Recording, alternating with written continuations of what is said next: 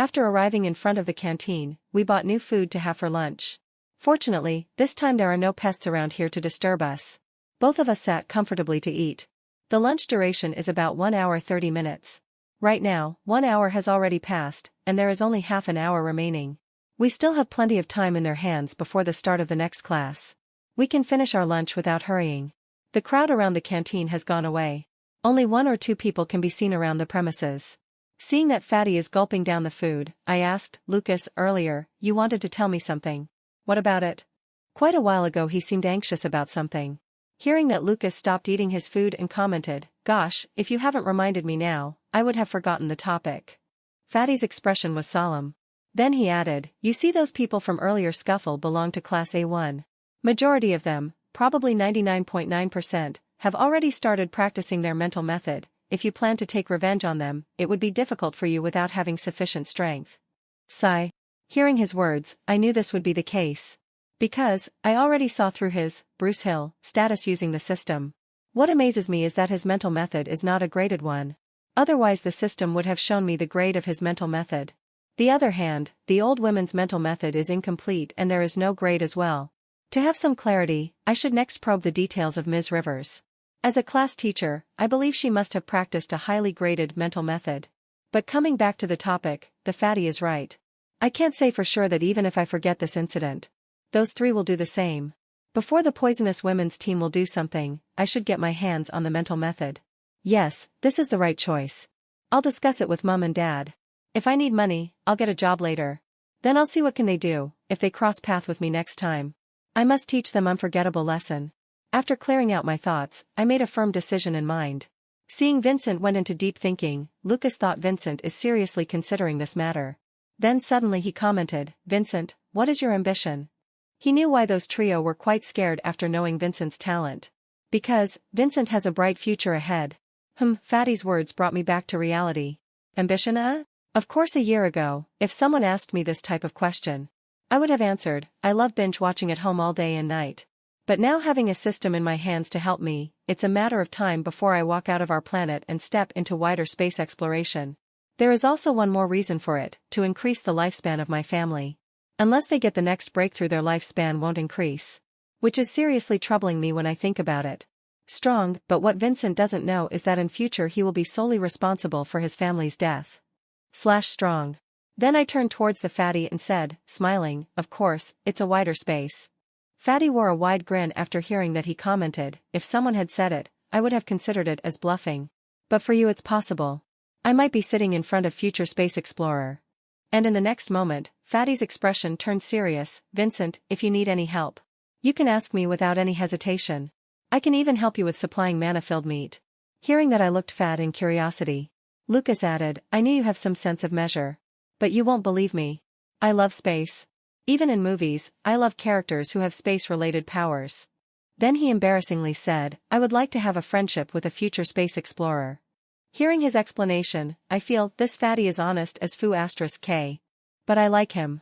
Not only for his honesty but also for his mana-filled meat. I accepted his friendship and said, don't worry. We will be good friends hereon. Fatty's expression turned joyful when he heard that. Traying. My watch buzzes with notification. It's a call from Dad. Seeing that I turned on privacy mode. This watch had my DNA identification. When set into privacy mode, no one can hear my call except me. Even the Fatty in front of me won't hear the conversation. When the call connected, I heard, Vincent, there is a big surprise for you waiting at home. Come here ASAP, it's highly important. Father's seriousness-filled surprised voice rang in my ears. My expression condensed hearing that. Brad Carey said with a serious tone. Then he ended the call. I'm stunned hearing his call. Usually, he doesn't call me unless there is something important. But this time he clearly mentioned it, without even divulging the information. I need to go home. Fatty, you can go back to class after completing the food on your plate. I'm going back home. After saying that I left the place and walked straight towards the school's exit. The other hand, Lucas didn't mind his urgency. He knew it must be something important. But what he is glad about is that Vincent accepted his friendship without any prejudice. Earlier, he was afraid that Vincent wouldn't like to have friendship with some like him who have awakened fart power. But now, everything is okay. With a smile on his face he continued to gulp down his food. On the way, I applied for an emergency leave through my student account. It's also one of the privileges held by those who have awakened magic. I won't be pestered by management for bunking classes. After applying for a leave, I head straight towards my home without stopping anywhere in midway. I like to see what surprise is waiting for me at home. Sometime later. Ding. Dong. I reached home and pressed the doorbell button. I heard quick walking steps from inside. Creak, the door slid opens. "Dad, what is it?" I said. But instead of answering me, he pulled me inside. "What the hell?" I was taken back. After stepping inside, I suddenly noticed a pair of gazes on me. I tilted my neck towards the sofa. Seeing a stranger inside my home, I'm confused. Then I looked at my dad for an answer. But before he could say anything, Mr. John Myers lets out a hearty laughter seeing Vincent. "Hello, Mr. Vincent Carey, I'm John Myers from Yellow River Academy." He introduced himself with a proud smile. Hearing that, my breath quickens for a moment. A few minutes ago, I thought about contacting them. What a great coincidence. I hurriedly went forward and greeted him. "Mr. John, it's nice meeting you. But I don't know what I have to do," I said. Mr. John Myers felt, this kid is direct. He looked at Vincent and said, "Well, since you have joined our special program, I personally came here to give you a mental method and a few spells." Then he added, "Apart from you, rest of the special trainees had already started practicing their mental method. So our management doesn't want you to be left. Considering, you have more potential than them." What a great surprise. Some time ago, I wondered how to convince these people to let me have a mental method before joining the academy. But now all the hassles are gone. It feels great. Looking at him, "Thank you for your effort, Mr. Myers. And I thank our academy for really considering me. I really don't want to stay behind them when I join the special class," I said in a solemn tone. Good. Mr. John Myers appreciated Vincent's attitude. The other hand, Vincent's father, Brad Carey, stood beside them in silence. He really wanted to interrupt the conversation by reminding Vincent that this person is level 5 mage. But he controlled his impulse in the end. "So, are you ready?" Mr. John Myers asked. I nodded in expectation. I don't know what the grade of mental method will be. I hope it's above advanced grade. Mr. John Myers, on the other hand, rolled back his sleeve a little, where a silver color bracelet can be seen on his wrist. He takes out black VR helmet set out of thin air. Brad Carey's expression condensed seeing the bracelet. Unlike normal storage bracelets, these silver-colored ones were high-end and capable of multifunction, including communication service, accessing the online sites and transferring data to other contacts. These were few he can remember. For a moment my eyes were set on the black VR helmet. Its elegant, sleek design makes it more sophisticated. It looks like someone bought directly from the R&D division. "Where is your bed?" Mr. John Myers inquired. I pointed upstairs. I knew why he was asking. He wants me to connect the VR helmet while lying down in bed. After arriving at my room, without wasting any time, I lay down in my bed. The other hand, Mr. John Myers inserted a blue color chip in the helmet. Then he handed me the helmet by saying, "Once you activate the button, then the set of instructions will be given to guide you. I advise you to choose a compatible mental method."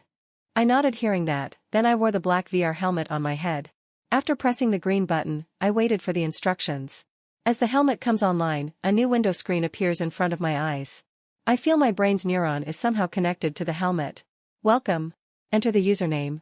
Seeing the instruction, I glanced at the keyboard icon. Just I thought about clicking it. The icon activates itself. I understand the working immediately. I thought about typing letters in my mind. Vincent Carey. User recognized, Vincent Carey. Welcome to library section. Mental method, accessible. Spells, accessible. Combat technique, not permitted. Weapon techniques, not permitted. Seeing the new page made my eyesight lit up with joy. But when I glanced at the below sections, I knew some functions were modified for me specifically. Seeing that weapon and combat techniques, I knew it's mostly chosen by those elemental and mechanical mages. I wonder if there is any combat method for gravity mages in that section. It's unfortunate that it's not permitted. But I will check it in the future for sure. Being one-dimensional is disadvantage. Then coming back to the main topic, I clicked the mental method section in my mind. Mental methods. User, Vincent Carey. Magic, gravity recognized. Listing gravity mental method from the archives. I twitched, seeing that my details were already stored forehand. Soon, the loading was done. 1. Gravity arc. Grade, Earth. Difficulty, extremely hard. 2. Fella's gravity art. Grade, advanced. Difficulty, hard. 3. Black force art, incomplete. Grade, Earth. Difficulty, extremely hard. I looked at the 3 mental methods. I knew it's going to be 1 or 2. I'm surprised to see even one complete Earth grade mental method, which is enough for me to reach at level 10 Mage. The second one is just an advanced grade. I didn't even look at it. The higher the grade is, the purest mana can be attracted. The third one has a fancy name that I like, but unfortunately it's incomplete. Which reminds me of the old women in my school. Her mental method is incomplete, probably because of that she couldn't get a breakthrough. I don't want to get in such a situation. It's better to have one complete mental method to practice. So, next I ponder about the difficulty level. Looking at the difficulty level, I think my comprehension ability is good enough to practice this mental method. After gaining some clarity, I decided to choose the first one. Though it's extremely hard. As long as I manage to reach the limit, I can use the system to level up. Besides, one of the main functions of the system is to actually level up the limit. I wonder if it has any constraints over the grade. I sighed in my heart, it doesn't matter if I'm constrained or not. I want an Earth grade method. There is no reason to leave just because of the difficulty. After gaining clarity, I clicked the first mental method in my mind. User, Vincent Carey. Magic, Gravity. Mental method, Gravity Arc, yet to upload. Welcome to the library section. Mental method, accessible. Spells, accessible. Combat technique, not permitted. Weapon techniques, not permitted. The panel came back to the previous page. Seeing the mental method column, I guess it's about uploading information to my brain. But I plan to upload it after choosing the gravity spell. My eyes lit up with expectation. I like to have OP spell. With it no one can mess with me. Just as I clicked the spells in my mind, the interface changed, listing gravity spells from the archives. 1. Gravity pull. Pull, force up to 500 kgs, all kinds of movable objects towards the spellcaster within the range of 10 meters. 2. Gravity push. Push, force up to 500 kgs, all kinds of movable objects away from the spellcaster within the range of 10 meters. 3. Gravity field. Generate an exclusive gravity field where spellcaster can exert pressure up to 500 kgs on all movable objects within the range of 10 meters. All spells seem like OP. But level 1 mage can only have one spell slot. Only by getting breakthrough spell slots can be increase. Suddenly, I smirked. These constraints for those ordinary mages but not for me. From level 1 limit to level 10 limit. Mages can learn up to 10 different spells, one new spell at each limit. But it still depends upon mages' talent and their magic. Not everyone can learn 10 different spells in their lifetime. Some level 10 limit pinnacle mages in our world spent their lifetime in getting breakthroughs instead of wasting their time in learning new spells. How do I know? Thanks to my boring history class. If not for the boring history class gave access some documentary videos, I wouldn't have any interest in studying it. For me this opportunity is very important. Earlier, I thought the third function of the system is not good. What's the use of storing so many spells? But now that I think about it, having so many spells at your back is like having so many trump cards. It may come handy during a life or death crisis. Strong. Strong world sneak peek strong. Strong of the spells in this world are categorized into strong. Strong level 1 spell to level 10 spell strong. Strong X, level 1 flame balls to level 10 flame balls strong. Strong above level 10 were categorized as taboo spells strong. Strong is such as level 11 forbidden spell strong. Strong level 12 absolute spell strong. Strong level 13 destruction spell strong. Strong taboo spells can only be cast by special mages. Not all of the level 10 mages are capable of learning taboo spells strong. Strong note, the more advanced the spell, the more mana it requires. Mages after getting breakthrough, their level 1 spell can be level up to level 2 spell due to increase in mana capacity in their body strong. Strong. After gaining some clarity, I have selected the gravity field as my first spell. It's the best defensive offense spell I can think of. Within I can easily restrain my enemy before he could make any deadly move on me.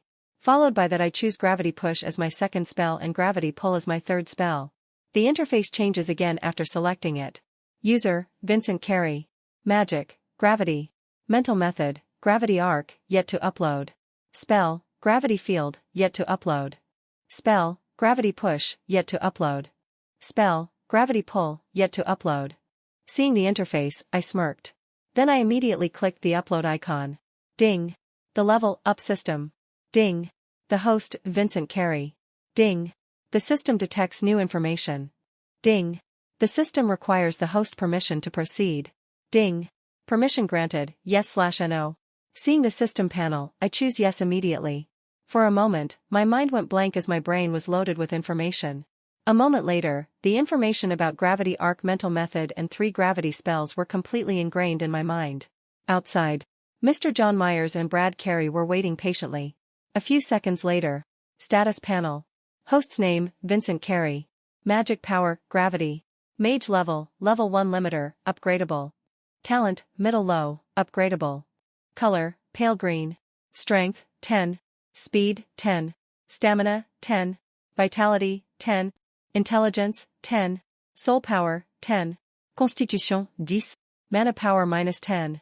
Core status, 0%. Spells, 3. 1. Gravity field 2. Gravity push 3. Gravity pull. Slots filled, 3, upgradable. Mental method, gravity arc, earth grade. Wow, seeing the complete status panel, I feel amazed. Then my eyes set on the 3rd upgradable section, slots. I knew the conditions for upgrading my talents and limit. Both of it required some rare treasures. But, what about upgrading slots? I called out system in mind to gain some clarity. System, what are the conditions required to increase the slot numbers? Ding. The host, slot section doesn't require any conditions. Ding. The system can store n number of spells in its inventory. I'll be damned. This is too heaven-defying. I smiled wryly thinking that I had the same reaction for other 2 main functions. Sigh, but the problem here is there is not many gravity spells in our world. It would be difficult to catch up with others in terms of available magic spells. But nonetheless, I can create my own spells. If I can't find remaining gravity spells. Since the work has done, I logged out of the library and slowly removed the black helmet. Vincent, how is it? Mr. John Myers' voice rang in my ears. I nodded and gave back the black helmet to him. Thank you once again, Mr. John. I have selected a suitable mental method for me, I said with a smile. Good, good. Well, it's time for me to leave. If you need anything, you can contact me through this number, Mr. John uttered while giving contact information to Vincent. Then Mr. John Myers left the place in a hurry after placing back the black helmet in his bracelet. Seeing his disappearing back, Father Brad Carey breathed in relief. It is the first time in life for him to have direct contact with level -5, Mage. What's wrong with him? I couldn't help but comment, seeing my father's strange reaction. Dad, what happened? I said while closing the door. You brat, do you have any idea? What level is he at? Brad Carey said in a solemn tone. I was taken back a little, then I shook my head. It's obvious that I can't sense Mr. John's power. How come a rookie can sense the power level of a mage? Brad Carey answered, Mr. John Myers is a level 5 limiter, fire mage. I'm stunned hearing that answer. How come the high-level mage decided to run errands for his organization? I blurted out in surprise. I thought level -5 existence is aloof and arrogant. Well, it's very common among big forces. Don't be surprised to witness this. In future you may come across the same situation very often, Brad Carey commented. Then he shifted to the main topic by saying, how good is your mental method? Brad Carey wants to know the grade of the mental method. I smiled and said, it's a Earth grade 1. Brad Carey is shocked, he thought that gravity-related mental methods were rare. It's hard to find even an advanced grade 1. But it looks like Yellow River Academy is much more omnipotent than they thought. Then he patted his son's shoulder by saying, well, you will surpass us and your brother in no time. He is very proud of his son, not everyone is qualified to practice in Earth grade method. He is happy that Vincent has a bright future ahead. Hearing my father's words, I only had a triumphant smile on my face. Right now my mind is bugging with some difficulty. It would be better if I consult Dad. I asked, Father, I want to practice at Claudia Gym. Brad Carey pondered hearing that. Then he said, you mean that Magician Gym is situated at the center of our city? He heard about this gym, they usually charged based upon hours of training done by customers. I let out a small sigh and said, I don't want to practice at school. It will easily expose my trump card. So, I like to have my own private zone. Brad Carey nodded, then he transferred some amount to his account and said, well, since you are free anyway you can go there now and register yourself. After saying that he went to his room.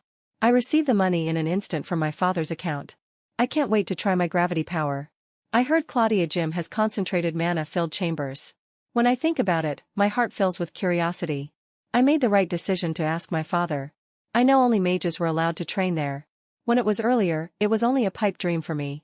Now I can easily roam around the city freely. Once I get there I will practice for some time before getting back home. At school, Lucas Brad returns to his class after parting ways from Vincent. When he returned back to his class, all his classmates' eyes were on him.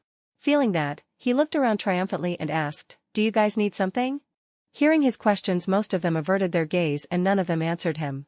Fatty Lucas was happy with the response he received. He then sat back in his heat. "I wonder what Vincent, is doing right now," he mumbled under his breath. "He is biting his nails in nervousness. His guts predict that there will be some showdown later. He and Vincent became thick friends now. He needs to travel along with him." Suddenly, he glanced sideways. The cowardly mouse, Timothy, came back to his seat, he said to himself. The other hand, class leader Palmer and Timothy sat side by side with each other. "Tell me clearly, what happened out there?" Palmer said. Timothy nodded and explained the scuffle. He arrived later at the spot, so he missed out some details while explaining to him. Hearing Palmer laughed out loud, which instantly attracted everyone's attention on him, including Lucas Brad. Lucas was quite displeased, this mouse. He gritted his teeth in anger. He knew these fellows were up to no good. Otherwise, why are there so many remarks about them? The more urgent task is to get a mental method from my company. Only strength speaks here. I can't put up with these noobs, he said to himself. Palmer, what are you doing? Timothy hurriedly reminds him about the situation. Harumph, Palmer snorted by saying, what's so great about mid-level talent? And at the end of the day he too gets thrashed by Class A1 people. His voice was intentionally loud. Hiss. The crowd sucked cold breath. Our team leader is so daring, one of the students uttered in disbelief. Damn it. Do you want to die? Lucas shouted at him loudly. Timothy was scared away by his reaction. Palmer's face distorts little, he hasn't expected this instant reaction from him. The classmates were boiled seeing the interactions between these two. At the end of the day, they all love to see the drama. What Fatty doesn't know that Palmer words directed at Vincent Carey, not him. Since he didn't mention any name, Fatty thought he was messing with him. Fatty is already annoyed by the poisonous women. Now these fellows are messing with him too. These bastards, wait until I get my mental method. He cursed. At Little Stargate High School, the headmaster Collins, who is currently busy with his work, receives a reminder from his office assistant. He knitted his eyebrows as he viewed the message. Seeing that he allowed his assistant to come inside. Creak, the door slid opens. Liam Sutton, Level 2 Registrar Book Mage, a 35-year-old middle-aged man entered inside. He wore a blue blazer and matching pants with a black tie. His appearance exhibits the aura of white-collar worker. He has a black curly hair and eyes with a straight nose, and his skin is white-toned. Having a lean body with height of 5.6 feet tall, he looked vibrant and healthy. After stepping inside the room, office assistant Liam gives a small bow and said, Headmaster, earlier you have told me to keep an eye on Mr. Vincent Carey. Well, something happened. Oh, hearing that he is intrigued, then he gestures to Mr. Liam to continue. Mr. Liam then explained the small situation that happened between Vincent and Class A1 students at the school canteen this afternoon. The headmaster Colin's smile rose a little. It's only his first day of his school at Class A2. Yet, he has attracted so much attention so far. Smilingly he asked, where is he now?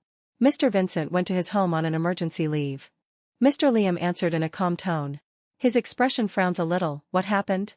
Is he injured or is there something else? He said. Mr. Liam commented, he didn't mention any reason on his leave.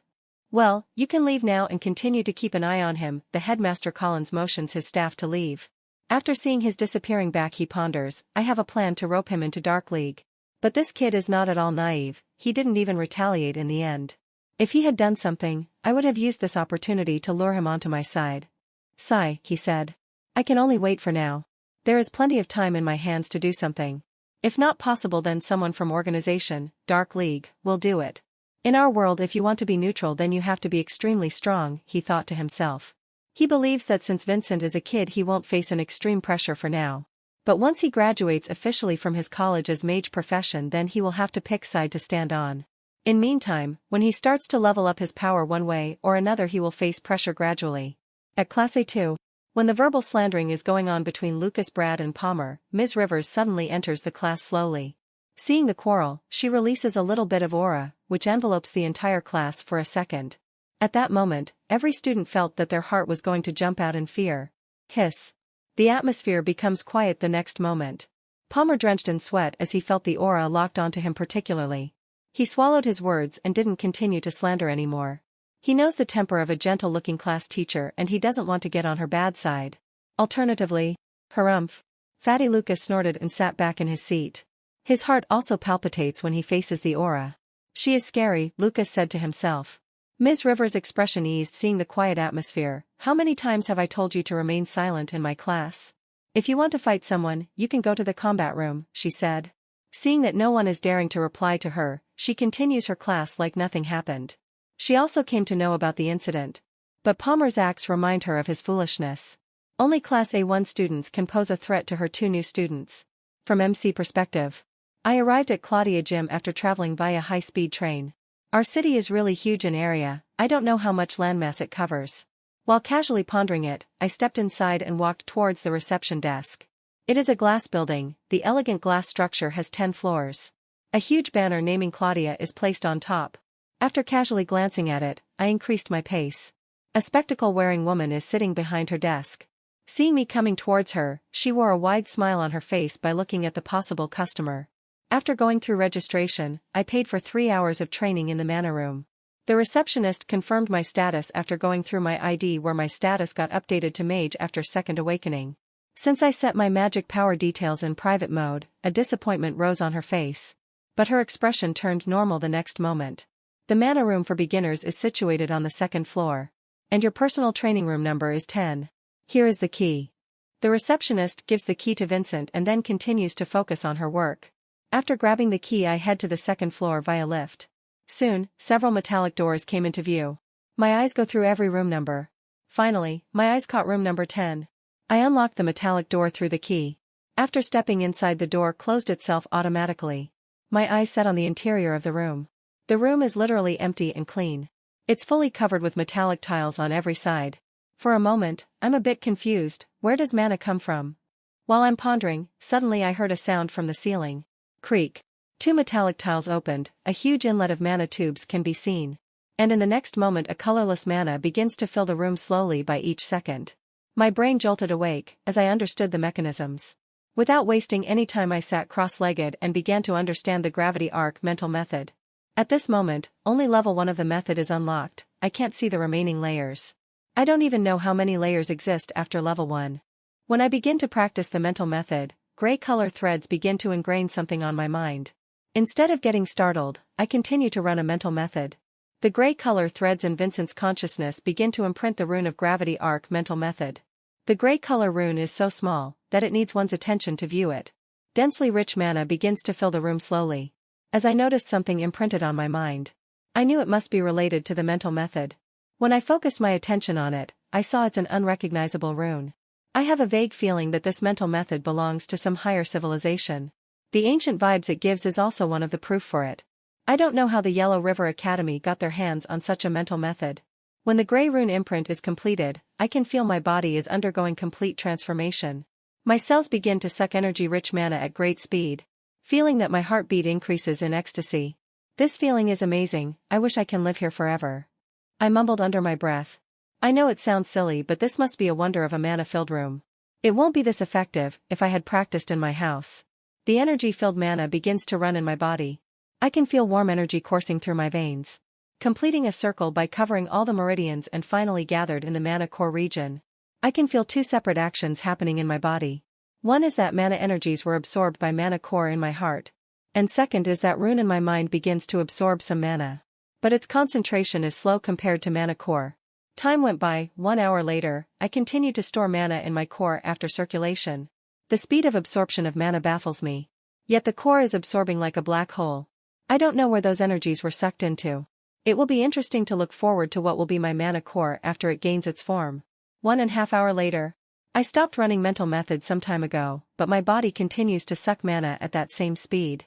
This situation stumps me. In curiosity, I called out the system to know my current situation. System, show my status panel. Ding. The host's command is recognized. Ding. Level up system. Ding. The host's mental method is activated. Status panel. Host's name, Vincent Carey. Magic power, gravity. Mage level, level 1 limiter. Greater than 3 years remaining to level up. Mental method, gravity arc, running. Grade earth. Running mode, automatic. Rate of absorption, 80%. Gravity core status 0.001%, progressing. Core, formless. Mana power, 200. Mana capacity, 400. Talent, middle low, upgradable. Color, pale green. Strength, 15. Speed, 15. Stamina, 15. Vitality, 15. Intelligence, 12. Soul power, 12.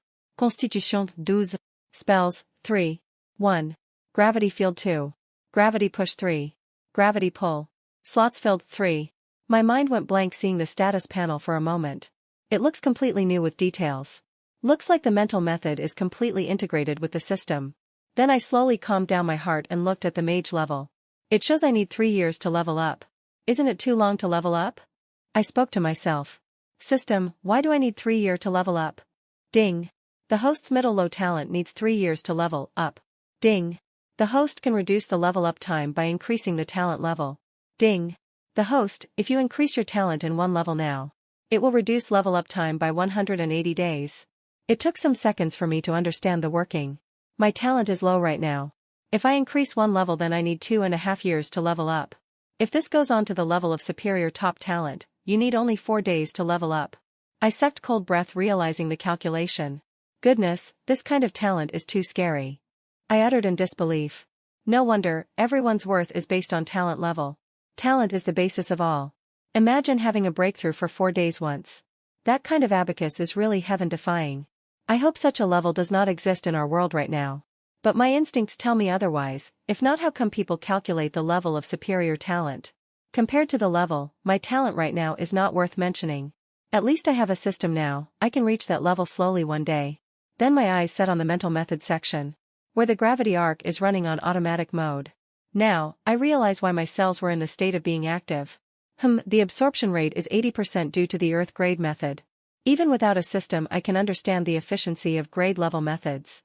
If it's a heaven grade then the absorption rate will be 100%. It's impossible to get a heaven level method for my gravity power. It's already rare for Yellow River Academy to have an Earth grade method. Shaking my head, I look at other sections. If my core status reaches 100% then I will meet with conditions to get breakthroughs. Then I glance at the mana power and mana capacity section. Even after practicing 2.5 hours I can only manage to store 200 points of mana. Still 200 points of storage are left. System, how can I increase the mana capacity? I said. Ding. Host, the mana capacity can be increased by leveling up the talent. Ding. Host, each increase in talent can increase mana capacity by 100. I gulped hearing that. It's too OP, isn't it? Imagine if you have higher capacity. You can launch an endless barrage of attack. This is too appealing compared to others. In overall, to increase my strength I need to increase my mana capacity. For that everything relies on talent. Sigh. I got a good understanding about the system. The system said it will help me to achieve peak existence. And its work is very simple. It can raise talent level, for that all I have to do is to make sure to reach that condition. By consuming rare and precious treasure or something related to that. Other than that the system doesn't have any failure rate while having breakthroughs.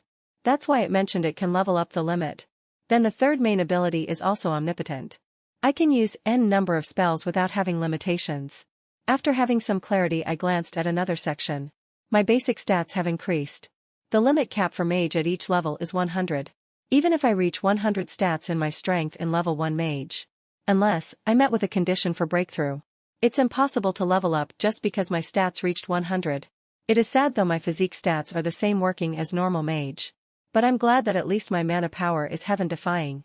Slowly in the future, without moving my muscles, I can erase an army of mages. A hint of expectation flashes in front of my eyes. Without realizing myself I'm slowly changing. I'm craving for power and dominance. I spoke to myself. For a moment I seriously reflected on my thoughts. This is my true self or what? Before waking up to my power, I'm always a law-abiding citizen. Doesn't want to break any rules. Always wanted to be cooked up in my room. I hate meeting any friends or strangers. To be frank, I don't have any friends so to speak. In previous class B6 they were all just my classmates. Once you step out of the school gate everyone becomes strangers. So I always like to be loner and spend my most free time binge watching dramas and movies. Envy others' success and self-pitying myself due to failure. One good thing is that I have good parents and a capable brother.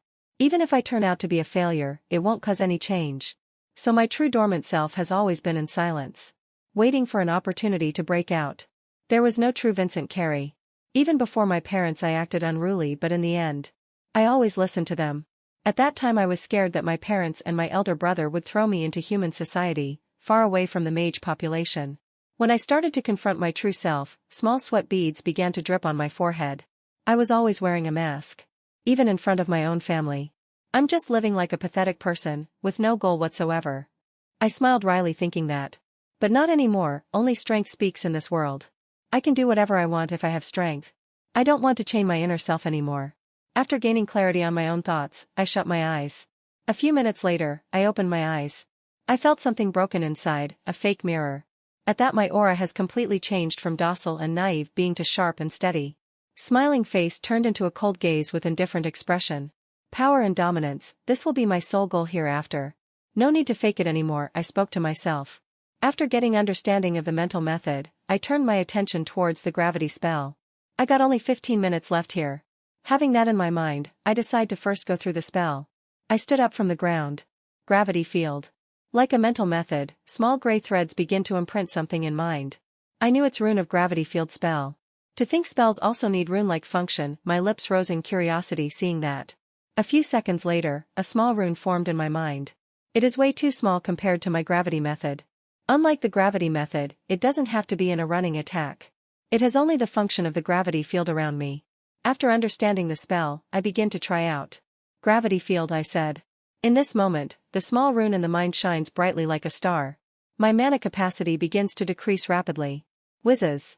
A gray color field appears around me. If one looks at me from a distance they will find me inside of a gray ball. Which is my gravity field, it envelopes the space of 10 meters completely. But in the next few seconds the gravity field begins to crumble and disappears completely a few seconds later. I didn't get disappointed, rather I got excited and smiled. Sure, to maintain the gravity field without crumbling you need to have good control. I said to myself. What's amazing is that I felt light as a feather inside my field. Looks like once I trap my enemy inside the field, I can move around swiftly and end him. There is no need to solely focus on maintaining gravity to kill your enemy. My eyes flashes with various abacuses to kill the enemy inside my field. Life will be interesting hereafter, I smirk. Then I looked around me and shook my head. There is no testing piece here to test my gravity. 500 kilograms of pressure can be exerted on anything. I don't know how much force will be increased in level 2 spells. I heard there are young mages who started learning magic from their parents without even going to the school. It must be the kids of those advanced mages. I haven't heard anyone awakening their magic before the age of 16. Maybe my knowledge is not enough, I'm entirely making decisions based on the history of our province and state. Looks like I need to study as well and gain more knowledge about our mage world. I don't know whether my brother has any knowledge about it. I should ask him, once I get back home. Shaking my head, I begin to focus on my next spell. 20 minutes later. Finally, the gravity pull and push spell were kinda from the same source but they have opposite application. I got some entry-level understanding in it. But I need constant practice to maintain the gravity force on those two spells. Right now, I can only manage to hold on for a couple of seconds. Which is utterly useless when facing against the enemy. While I'm pondering, creak, the metallic ceiling closed itself. After those inlets were stopped, the high-filled mana is reduced. Seeing that I knew my 3 hours of training was over. Feeling sad, I thought the outside mana is not concentrated as in this room. I feel intoxicated and want to practice here forever. This Claudia gym is good as expected. But I won't ask father for any more money hereafter. I need to find a kind of job to earn money. After gaining some clarity, I left the mana chamber. It's a pity to not know when I will come back. Sometime later. It's already late evening when I reached home. But I can somewhat hear my family's conversation as I glanced at the window. Their silhouettes were conversing happily inside the hall. Creak, I stepped inside. Vincent. Mom Lila Carey called out to her son in an excited tone. Both of the parents were sitting on the sofa. While older brother Brian is sat on the other side. Seeing Vincent's face everyone became joyful. Mom, Dad, I successfully started practicing my mental method. I said in a cheerful voice looking at them. Good brat, looks that gym is extremely good. Father Brad Carey commented. He knew the efficiency of those mana-filled rooms.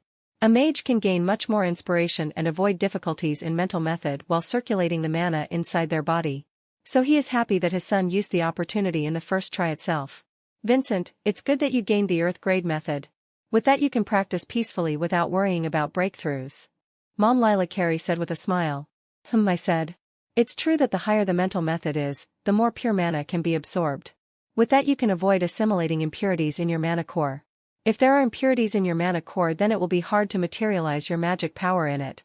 Then ultimately it will obstruct your breakthrough. After smiling at my parents, I glanced at my cheap brother. Brother, what about you? Do you also have an Earth grade method? I asked expectantly, though I know it's impossible. Not everyone can get hands on Earth grade methods within a few days of their college. Brian smiled wryly, hearing that he doesn't know whether his brother is asking knowingly or unknowingly. He said, looking at him, our academy has only one Earth grade mental method. But to practice that I need to gain some contribution points, and as for now everyone is provided with advanced grade methods. Hearing my brother's words, I really feel fortunate. They don't demand anything from me. I smiled mischievously, thinking, what would happen if he knew that I had few options to select the Earth grade method? I laughed in my heart. Don't worry, brother, you will soon practice an Earth grade method, I comforted him with words. After having a conversation with everyone, I thought about my job. I don't know whether it's good to bring the topic now. Then I glanced at my brother. Why am I happy about his mystery? Shaking my head, I went back to my room. Before talking to my parents, I need to find a suitable job for it. Back in my room, I started to browse job vacancies in our city. There are multiple vacancies in our city, but hardly any for mages. If you are a mage with good combat skill, then you have plenty of opportunities. At first I thought about hunting monsters. Right now it's too early for me to do that kind of stuff. I have 0 combat skills and yet to get proficient in my gravity spells. So, there is a lot to do. I'm searching for a suitable job with enough pay. I knitted my brows as I came across a small job ad from our local police. It piqued my interest, so I went ahead to read it. An excited glint flashes in my eyes when I finish reading it. I never thought local police would have a part-time job vacancy. Since our city is made up of mage population, it is governed by advanced mages. Starting from politician to local police, everyone is mage. So, it's hard to prevent crimes done by rogue mages here and there. So, the local police publish recruitment notices. Rogue mages were a menace to the mage society. Normally any rookie rogue is handled by the public without even the support of local police. Only those advanced rogue mages have powers and means to instill fear in the society. Because of that, the entire pressure is on the police system. Right now they happen to release a lot of part-time job vacancies which are related to this issue. They need part-time investigators and their pay is also good. Fortunately, there is no contract for this part-time job. I believe it's due to the high death rate faced by the police system. I really want to pick up this job, but my parents won't allow it. Sigh, let me decide after the interview. I went to the website and filled in an application form for this job. I hope they won't restrict me because of my age, which is one aspect concerning me. I don't think a lot of people will apply for this part-time job, which has a high death toll. With that in my mind, I decided to wait for approval. Once my application is approved, then the interview will be scheduled later. Then suddenly Fatty's face flashes before my eyes. I'm wondering what he is doing right now. The following day, I left home after having a quick breakfast. I don't know what happened to Fatty. Yesterday, I forgot to get his contact number. Because of that, I'm unable to know what happened to him during my absence. Sigh, I hadn't expected to get in a scuffle on the first day of class itself. But my current self is totally different from my past self. I clenched my fist tightly. A new profound strength begins to brew in my body. My current strength stats is at 15, which will increase slowly from here on. This stats is enough to teach some lowly scums. Bruce Hilla? I don't want to try gravity force on him. Even a couple of seconds is enough to crush all of his bones. Sometimes later, I reach the school premise. I'm on time. I can see several students and teachers getting inside the school compound. As I stepped inside the gate, a familiar silhouette stood in front of me. Professor Matthew? I uttered. Kid, last time I gave you a small piece of work. But you still haven't finished it yet. Professor Matthew spoke as he scrutinized Vincent with his gaze. When he said that, past memory flashes before my eyes. What kind of small work? I know how much it took a toll on my fragile body. By moving those huge meteorite rocks. But the fate is mysterious though, it's actually Sean wanted to see me suffer. But I got heaven-defying opportunity with the system. Seeing that his gaze is still on me, I answered, sorry, Professor. I got awakened during the second ceremony. So, I had spent my time to complete the formalities. Now, I'm free. I'll come by during break time to move those remaining rocks. Hearing that, the professor nodded and took back his piercing gaze and said, I know, that's why I didn't go look for you earlier. After saying that, he left hurriedly. Strange. I muttered, seeing his behavior. I bet there is not much meteorite rocks left in the lab. Why can't he move the remaining ones by himself? Shaking my head, I headed straight towards a block. When I entered the class, this time the entire class's eyes were on me. Looks like yesterday's matter caused some sensation. Any kind of news involving Class A1 is definitely a sensation. Feeling their gaze, I felt irritated, so I said, looking at them, what? Feeling his cold gaze, everyone averted their gaze. They felt Vincent is completely different from yesterday. Next moment, they begin to murmur among themselves. There is still time left for the class teacher to come.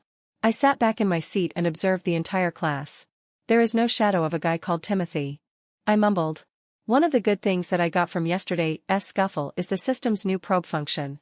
Last night, I tried it on my brother and parents. All of them only had an advanced grade mental method. No wonder father speaks highly of earth grade methods. The absorption of mana by practicing advanced grade methods is low. It has a lot to do with talent. If you had good middle and above talent, then you can fully utilize the advanced grade method. While I'm pondering, I saw a fatty coming toward me. His expression looked happy though. Vincent, I'm glad that you are back. Lucas came hurriedly and sat back in his seat. Then he told Vincent about yesterday's events. Ms. Rivers interfered yesterday, otherwise there would be another drama. I nodded my head listening to his explanation. Then I asked for his contact number. After we shared each other's number, I kept looking at the entrance. The other hand, Lucas felt something strange from Vincent. He can't explain what it is. He feels little hesitation to ask. Suddenly, Ms. Rivers entered the class. Seeing that I smiled. I have to wait for good timing to use the probe function. Just as she entered the class, two other people came to the entrance in time. Those two fellows are none other than Palmer and Timothy. My lips curved a little seeing those two fellows. Especially that Palmer guy. After listening to Fatty's explanation, I understand that this guy doesn't like us. And he fears we will snatch his leadership. I can't touch him during class. I have to wait for the combat session. There will be a nice show waiting to happen later. I took back my gaze and saw Ms. Rivers. Ms. Rivers on the other hand felt quite displeased. She gestures to them to enter the class. She doesn't want to spoil her own mood in first class in the morning itself. Palmer and Timothy went back to their seats quietly. Timothy suddenly glanced at Lucas's table. Upon seeing Vincent's presence he hurriedly informed Palmer. Palmer's face condensed a little, he too felt that yesterday's incident was too rash. But there is no medicine for regret. He gritted his teeth to find some way before those two decided to act on him. After all, his talent is no way near those two. Ms. Rivers began to take the morning attendance. Seeing Vincent come for the class, she nodded and continued her attendance. Once she finished she began to conduct lessons directly. Opportunity? I smiled. This is the correct time to use the probe function. On the other hand, who will listen to this boring lesson? System, probe the details of Ms. Rivers, I said to system in mind. Ding. The host's voice is recognized. Command is executed. Scanning. Status panel. Name, Adriana Rivers. Magic power, thorny flower, plant variant. Mage level, level 4 limiter. Talent, middle low. Color, pale green. Strength, 365. Speed, 320. Stamina, 383. Vitality, 390. Intelligence, 30. Soul power, 40. Constitution, 52. Mana power, 300. Core status, plant form LVL.4. Spells, 8. Mental method, plant genesis earth grade, incomplete. My eyes wide opened for a moment seeing the virtual status panel in front of my eyes. Thorny flowers? It's a rare variant and she is a level 4 mage too. Goodness. One step away from being an advanced mage. What's stopping her? I set my eyes on a mental method. Which is rather incomplete. I took a deep breath after witnessing her OP status. I never thought the beautiful-looking Ms. River had a thorny flower as her magic.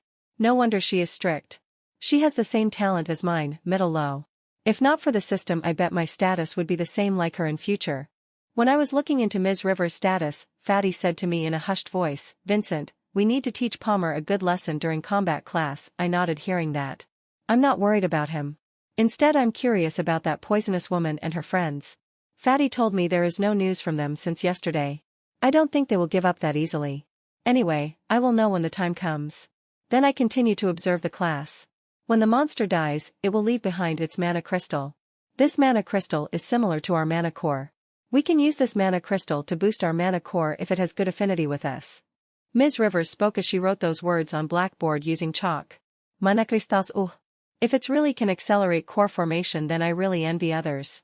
Most of the monsters were elemental monsters. To large extent it can help elemental mages to increase their powers. No wonder, people from Adventurers Party hunt monsters. They can easily increase their strength and earn sufficient money from hunting monsters. I doubt there will be any gravity related to monsters in our world. Shaking my head, I can think of only one possibility, that is outer space. There are endless possibilities out there. But I need to wait for that to happen. Time progressed, Ms. Rivers' class eventually came to an end. And the next class continues. Several hours later, at combat class. For combat class, students from Class A2 headed towards the combat room. It's just an adjacent room situated on the same floor. Unlike the teaching class, this combat room is wide and spacious. Every student can practice individually or form a team.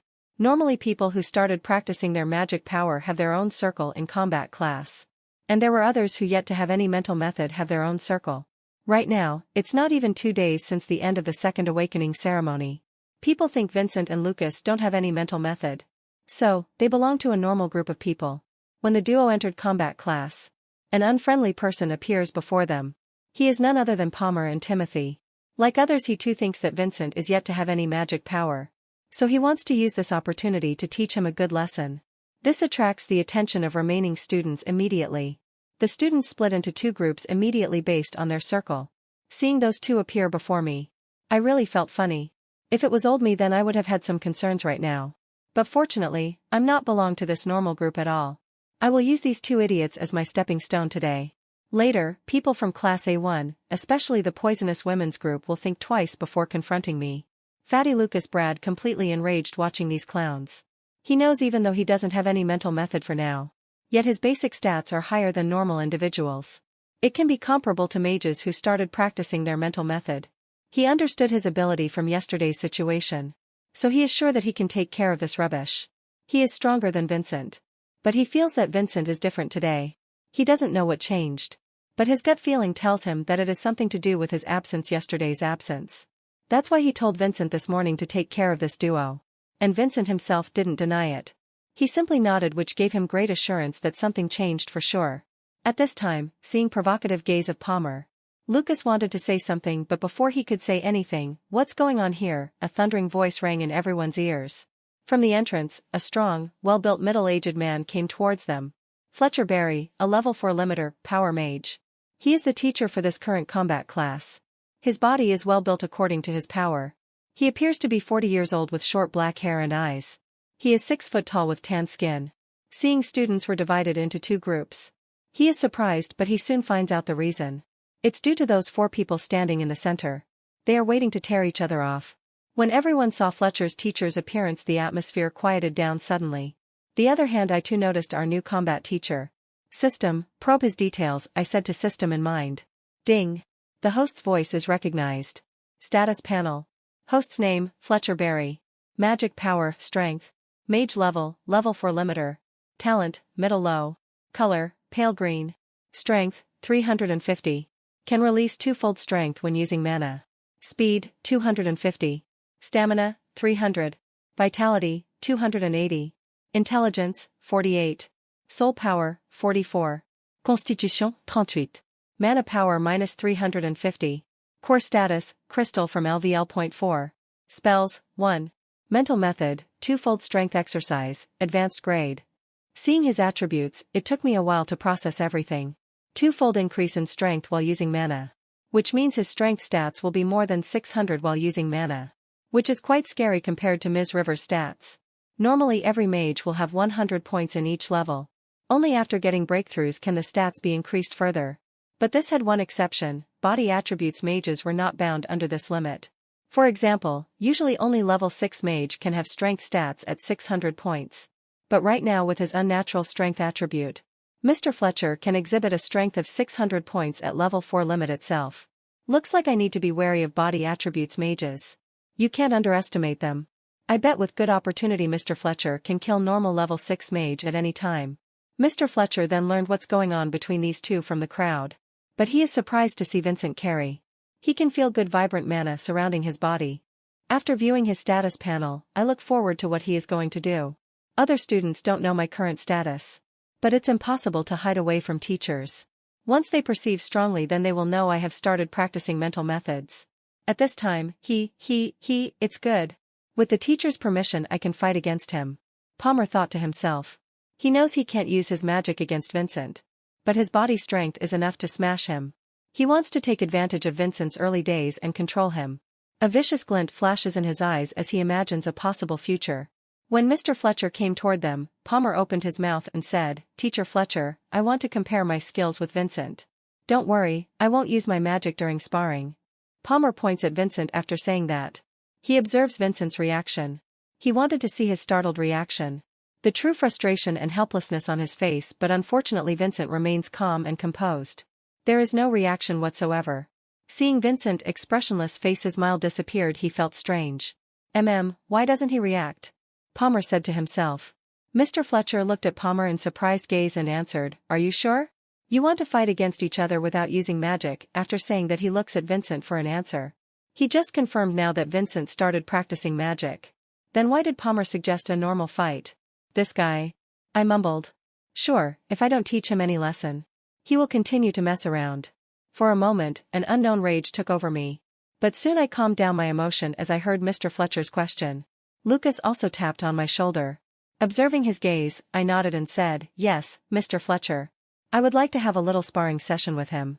When I finished my words, sudden laughter erupts around me.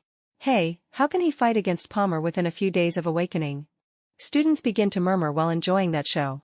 Even the students on the magic practicing circle look at the situation gloating. Hey, this newbie is brain dead or what? Everyone knows that a newly awakened person's strength is lower than level 1 mage. What a fool, someone said. Unlike Mr. Fletcher, everyone is in the dark. They thought Vincent was speaking by himself. There is no way he can take even one punch from Palmer. For a moment, their envy and hatred, the whole entire emotion is shown through their words. Vincent's talent is higher than theirs. They can't do anything about it. But the current situation favors them. At least they enjoy watching current drama from others suffering. Feeling the momentum, Palmer smiled even more. He burst out in laughter along with them. Ha, ha, ha. But Timothy is the only person on their side not showing any reaction. He remembers Bruce's punch against Vincent. Vincent didn't suffer any injury because of it. He was fine. He thought the most troubling thing is Palmer is nowhere near Bruce. So he couldn't think of any possibility of Palmer causing any injury to Vincent. So right now he only has a gloomy smile on his face. He hopes he won't suffer from Vincent and Lucas the duo's hands later. Vincent on the other hand. Hearing the crowd's laughter, I made up my mind to break a few bones of Palmer. Lucas on the other hand gritted his teeth in frustration. I tapped his shoulder to calm down. This fatty gives an intense reaction. I don't know what he will do in a real fight. At this time, quite Mr. Fletcher's voice echoed the entire room. Soon all the murmurs were quite down. Everyone knows combat teacher's temper. It's best not to get on his bad side. Otherwise he will punish students with a few more training sessions. Even Palmer gulped his saliva hearing the loud tone. I don't know what is there to laugh about, he said. The students were afraid to voice out anything. They chose to remain silent. But Mr. Fletcher understood something. He knew Vincent was transferred here a while ago. So he was surprised to see his manhwa for the first time. But he feels students are yet to know about it, that's why they are laughing. Shaking his head, he doesn't plan to expose this right now. It's best to see for themselves. He also likes to know how far Vincent's physique is strengthened after his practice. Following that, he instructed everyone to prepare for the combat session, including Vincent and Palmer. Lucas Brad pointed his finger at Timothy and said, Hey, I'm going to fight you. No, Timothy denied strongly. He knows about Fatty's endurance. He too didn't suffer any injury from Bruce attacks that day. He decisively backed away and distanced himself from Lucas Brad. Coward, Lucas uttered, seeing him backing away. Then he shifts his attention to the Vincent and Palmer sparring session. Palmer moves towards the circle platform to fight. Seeing Palmer moving towards the platform, I too moved. After arriving at the platform, we stood in front of each other. Usually, mage don't fight in close combat apart from a few exceptional mages. But it soon became an important course to know about close combat. At least we have to learn how to defend and protect our vital points. For that a few set of combat techniques were introduced globally. These were mostly created by power mages. To utilize our body strength in full capacity during combat. It will be easy for physique attribute mages and elemental mages. They can use their element in combat techniques. When we stood in front of each other, Mr. Fletcher came forward and signaled us to fight. Whiz. Palmer moved, he clenched his fist and wanted to give a direct punch to Vincent. With one step forward he arrived in front of Vincent. With a cruel smile on his face he moved his fist forward at full speed. Seeing his fist, I smirked. This is the best time to test my strength stats. I evaded his fist in time. At the same time I moved my leg to kick his abdomen. PFFF. Palmer spurts blood as he rolls backwards and lands outside of the platform. What? Again blood spilled from his mouth due to shock. The crowd stilled in disbelief. Even Mr. Fletcher's eyes flashes with surprise. Mr. Fletcher observed Vincent. Vincent's reaction was fast and his response was also on point. A hint of appreciation flashes before his eyes. He knows this is the work of his middle-level talent, which helps him in strengthening his physique, and there is no suspense hereafter. Vincent completely overwhelmed Palmer. There is no point in continuing the match. The two factions of students were shocked in disbelief. Their eyes were completely wide open. Soon the shock turned into fear. Feeling their earlier words were completely wasted, they were completely embarrassed now. The other hand, Timothy is scared. His worst fear becomes reality. He hadn't expected such a result. He expected both of them to be in the fight equally. But he didn't expect Palmer to be thrashed. As expected, don't underestimate middle-level talent, Timothy thought to himself. Then his mind thinks about the poisonous woman and her friends. He likes to know what would happen if they again begin to clash with each other. Then he suddenly thought about Palmer and went towards him to assist him. Damn, how is it possible? Palmer sounded dejected. As he tries to stand up with the help of Timothy. Timothy's face changed after hearing his words. Timothy, do you know anything? His strength increased just after one day. Palmer said as he looked straight into his eyes and added, did you lie to me or what? Palmer felt it's impossible to increase your strength overnight. He feels Timothy misjudged his strength. Feeling that, he gritted his teeth in anger. The other hand, Timothy cursed himself after hearing his scolding. Feeling his gaze, he immediately answered, Leader, I too don't have any clue about this. Yesterday, he got smacked by Bruce. But now his strength seems to have increased. Harumph, Palmer snorted. He feels humiliated. Now, how is he going to face his classmates? His face completely turned green. We need to do something about it, he mumbled under his breath. He didn't want to see Vincent's gloating face. So with the help of Timothy, the duo walked away from this place. Alternatively, ding. Level up system. Ding. Detected, LVL.1 exotic flower, red lotus. Ding. Helps host's talent to increase in few. What? I was taken back. When I landed my kick on his abdomen, this notification panel suddenly pops up in front of my eyes. What is this? Is it a hidden feature or what? For a moment, I'm startled. Then I focused my attention on the notification. My eyes beams with surprise. Earlier I was wondering how to increase my talent level. But now I got an unexpected surprise. Soon, my expression turned serious. So, Palmer has that exotic flower. I mumbled. My mind flashes with various plans to get that flower. Nothing can stop me from increasing my talent. Even if I have to kill him, then I'm ready to do it. A firm determination rose in my heart. Each increase in level of my talent, my strength would be increased accordingly. I don't want to miss this chance. Soon, the combat class came to an end. Palmer and Timothy were nowhere to be seen. But I don't mind it. Hereafter these two won't pester me. Yet, I need to find Palmer after the class for that exotic flower. While pondering it, me and Lucas walked back to class. Vincent, what happened? Fatty Lucas asked in hesitation. This time he can't contain his curiosity. After seeing Vincent smacking Palmer down, he knows something has changed for sure. Ahem, I started practicing my mental method, I said in a calm tone. Hearing that, Fatty halted his footsteps. No wonder. You seem different today, Lucas answered in a surprised tone. How different? I said. Lucas replied, you sounded confident. Ha, ha, ha, I want to see the face of that poisonous woman right now. Fatty Lucas's eyes gleamed with expectation. I nodded, listening to his words. But unfortunately, I didn't find the trio at the canteen today. I don't know what happened to them. Afterwards, we sat back in our seats in class. I looked around and found that no one is daring to look here. All the boys ducked their heads, not daring to see my face. Only a few girls were glancing at me courageously. Sigh, talent is everything. Now everyone knows that I'm stronger. Their attitude will change. I mumbled under my breath. Where is Palmer and Timothy? Lucas sounded beside me. Hearing that, I shifted my gaze towards the duo seat. They didn't return back after the combat class. Looks like my kick is a little heavy-handed. That guy might be getting treatment in the school clinic. Thinking about that old woman in that clinic, I feel goosebumps all over my body. Shaking my head, I asked, Lucas, did you contact your organization about the mental method? I'm sure Fatty's strength will increase after practicing mental method. He already had abnormal stats. I'm looking forward to how it will change after practicing my mental method.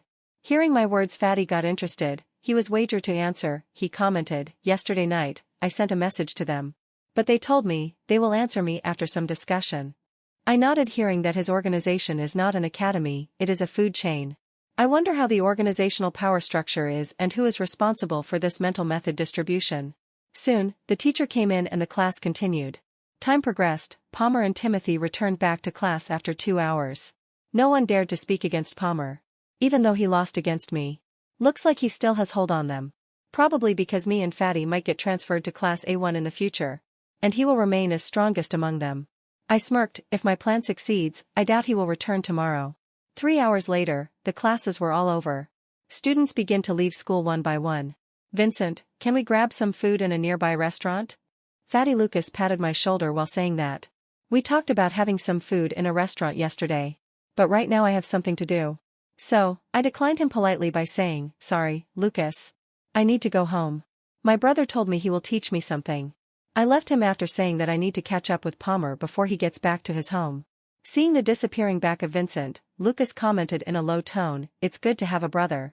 Sometime later, after leaving the school premise, I found Palmer talking to his friends. They are having some snacks in this little restaurant in front of our school. I smiled seeing that. For a second I really thought this guy will return back to home after leaving the school. Looks like not everyone likes me. This guy might return to his home after getting wasted. The other two sitting beside him were from Class A3. My lips cracked a little. This guy has a wide range of connections. But he is really scared of Class A1 inch. Talking about Class A1, it's been 2 days but I haven't seen a single soul so far apart from the poisonous women's group. Do they have extra class or what? It really feels strange. Shaking my head, I put those unnecessary thoughts behind my mind. First I need to solve this ongoing matter. Seeing the trio laughing and chatting hard, I knitted my eyebrows. I'm actually standing opposite to the restaurant. In order to not attract attention I moved away from here. Soon, the 2 people from Class A3 left, leaving behind Palmer. I observed his actions from a distance. Palmer grabbed something in his pocket and wore it on his wrist. My eyes squinted in surprise seeing that. What is it? I have a vague feeling about it. But I don't believe this guy has the capacity to buy that thing. A few seconds later, the appearance of the object on his wrist came into view. This guy. I was stunned in disbelief. Palmer had a bronze bracelet on his wrist. And what is the bronze object? I'm pretty much sure it's a storage artifact. Despite his middle-level talent, this guy turned out to be such a hidden fatty sheep. Don't tell me this is the real reason? Why doesn't he want to face those guys from Class A1? I smile wryly thinking about it. Who doesn't want to make connections with such a rich lord? Having storage artifacts for yourself is not a normal thing. Even my parents don't have money to afford storage artifacts. For a moment, my face condensed. Now my doubt has been cleared. My system detected the exotic flower from his storage bracelet. This guy had a clear mind. He is deliberately hiding his wealth in school. My eyes flashes with glint as I ponder about his background. Should I touch him or not? I became a little hesitant. If I had known this earlier, I would have asked Fatty about it. Right now, I feel it's better to follow him for a while and learn about his route back to home. A few hours ago, the headmaster's cabin. The headmaster Colin Sanders receives news from his assistant about Vincent's display of strength at combat class. It might be insignificant news to others. But for him it's big news.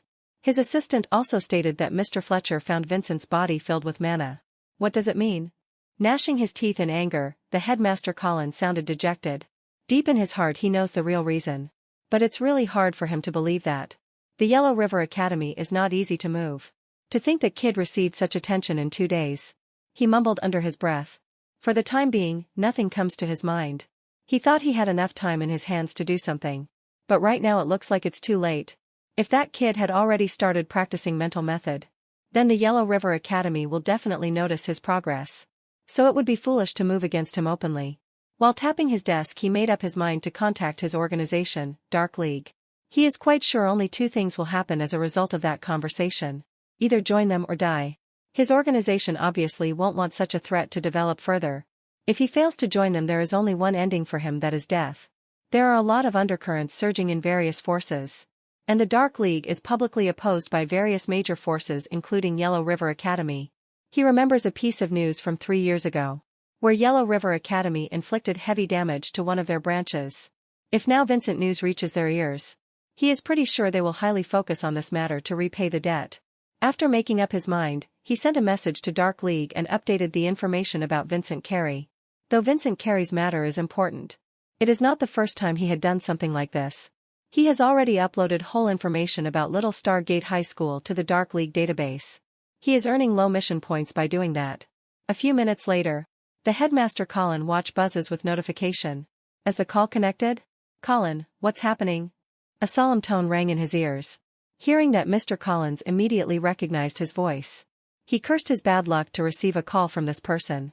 He hadn't expected that he would receive a response so soon. He thought people would be busy.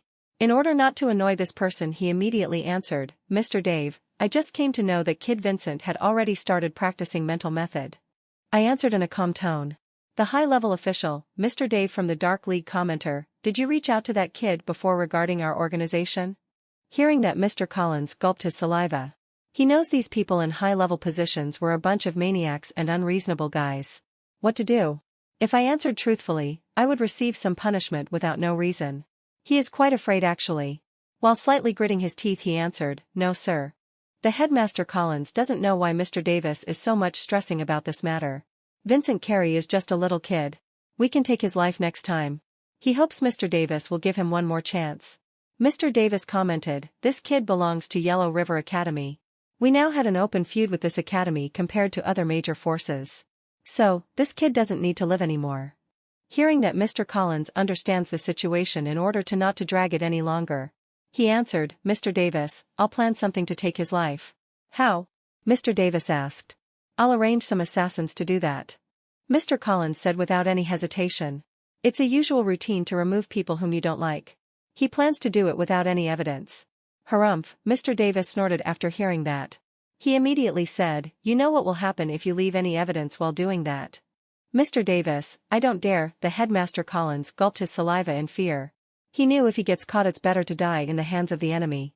Otherwise these people will torture him alive. Mr. Davis ended the call hearing that. He already warned him. In order to inflict damage to Yellow River Academy, he believes there is no better way other than eliminating their future generations. Secondly, he knows the headmaster is quite scared of his life. After hearing his words, he will definitely act seriously on this matter. So he didn't think he would fail after his instruction. So he ended the call directly. Seeing the call disconnected, Mr. Collins breathed in relief. He even forgot that his back is drenched in sweat. Such an intense conversation. He doesn't remember the last time he had such a conversation with anyone. He is just a lower member in the Dark League. He rarely attracts any attention to himself. Even he only had a few encounters with Mr. Davis. He let out a deep sigh thinking that now because of Vincent Carey he is once again in the spotlight. He made up his mind to deal with him as soon as possible. He knows several local gangster groups in this area. He can even fake it as a local feud. If this plan fails he will think about the next plan. On a whim, he said to Mr. Davis that he would arrange some assassins. But it will hole out his wallet. So he thinks local gangs were enough to kill Vincent. Next moment, he browses the contacts of the gang leaders. For a moment, he ponders. Which gangs will be suitable for this task? He doesn't want this killing to happen in the school area. While pondering, a good idea came to his mind. There is a small gang operating in this area. The entire gang is made up of rogue mages, which is causing quite a headache to police mages. None of the members have been caught so far. Poison dagger, Mr. Collins mumbled under his breath. Shaking his head, he hasn't met their leader in person. What to do? Then he plans to arrange someone to contact them and make a deal with them later. After confirming his mind, he begins to focus on his office work. From MC perspective. After following Palmer a while, I came to know about his after-school routine. Before going home this guy continues to visit several shops. I haven't got any chance to confront him. I rubbed my temple in frustration. But the next second I heard the sound of an air car landing near Palmer. Seeing such a high-end car, for a moment, I looked at it in surprise. The air car landed in front of Palmer. A butler stepped out and greeted Palmer in a polite tone. Palmer nodded and entered the car. The air car then immediately flew away from the place. I'm totally awe-stricken seeing that. Don't tell me his father is a CEO of some retail chain. I mumbled in dejection. This explains why he has exotic flowers in his storage bracelet. I wasted too much time in following him, yet at least I came to know this guy is not simple. With that I immediately returned toward my home. Since this plan went down the gutter, I need to focus on my part-time job interview this coming weekend. Just as I was walking slowly along the path, I bump into a few thugs who are planning to rob me. "Hey, kid. If you want to walk away from here, hand over all of your money," a burly middle-aged man said in a threatening tone. "Seriously?" I uttered in an annoying tone. I can't feel any threat of mana from these people. Which shows they are regulars. I don't know whether something is wrong with their mind or what. They can see I'm a student, but they clearly fail to notice I'm a mage student. Without giving them any attention, I walked away from them. If I even mistakenly killed them, it will cause a lot of trouble. Seeing that Vincent is walking away without giving them any F***K. You stop it right there. The burly middle-aged man rushed to stop Vincent with his companion. PFFF. I gently kicked their abdomen one by one. With agonizing pain they fell on the ground. Seeing that I shrugged off and walked away immediately. Several minutes later. I reached home. Only mom and brother are back home, dad is having a night shift. After having a small conversation, I went back to my room to practice. Back in my room, after wearing some comfortable clothes. I plan to practice mental methods before getting a bath. My room has enough space to sit and practice. I opened the window door for air circulation. After doing that I sat cross-legged and began to run the mental method. For a while, I wasn't able to sense any thread of mana. But slowly as I immersed myself in it, I begin to sense the world of mana around me. Several dazzling colors shine brightly amongst it. It's a pity that I can only sense it as far. If it's a highly concentrated mana chamber, I don't need to focus my entire attention on sensing mana. It is very draining. Having no other choice, I slowly begin to concentrate on gray color threads among those mana. The gray color mana is related to gravity power. Unlike elemental mana, they are quite scattered. Time passes slowly, small sweat beads beginning to drip from my forehead. My earth-grade mental method actually comes quite handy in this situation. As I focuses on their color threads, due to mental method attraction, they are beginning to shift towards me. Slowly, my body begins to absorb the gravity power. Though the absorption rate is quite fast, the presence of gravity mana in this place is quite low. I already absorbed enough gravity mana. When I finished my practice, my entire back was drenched in sweat. Seeing my state, I immediately rushed to take a bath. It only makes me eager to train in a mana-filled chamber more. A few minutes later, I wore casual clothes after the bath. And immediately begin to check my job application status on the site. As I logged in my credentials, I found out there is yet to be any action taken. I wonder how many people have applied for this job. Because of the high death rate, I don't believe it will be many. With a sigh, I closed the site. Suddenly, I received a call from Fatty Lucas. Instead of answering it via my watch, I grabbed my phone and attended the call. Lucas, what is it? I said. Ahem, today I got mana-filled meat to eat for practice. If you had come together with me, you might have tasted it. Lucas said in a happy tone. Mana meat for practice, eh? Don't tell me you only need to eat food. I replied in a questioning tone. Ha, don't forget my magic power. Fatty Lucas sounded triumphant. Hearing that I felt displeased. If not for his mana food industry behind his back, I wouldn't have allowed him to stick with me. Who doesn't want to form a cool team? But I happen to stick with that guy, because he is easy to read and much easier to lead. So he is no threat at all, I can only see benefits around him. I hope I can eat some mana meat tomorrow. As the thought came to my mind, I immediately asked, Lucas, what about tomorrow? Can we go? Lucas answered, oh yes, we can go daily. But my father will reprimand me. So you can come with me once in a while. You don't need to pay anything. Hearing that I cracked a smile. Fatty won't tell his parents about his situation in his school. Nobody wants friends with him. Entire girls treat him as a plague, they are quite scared of his magic power.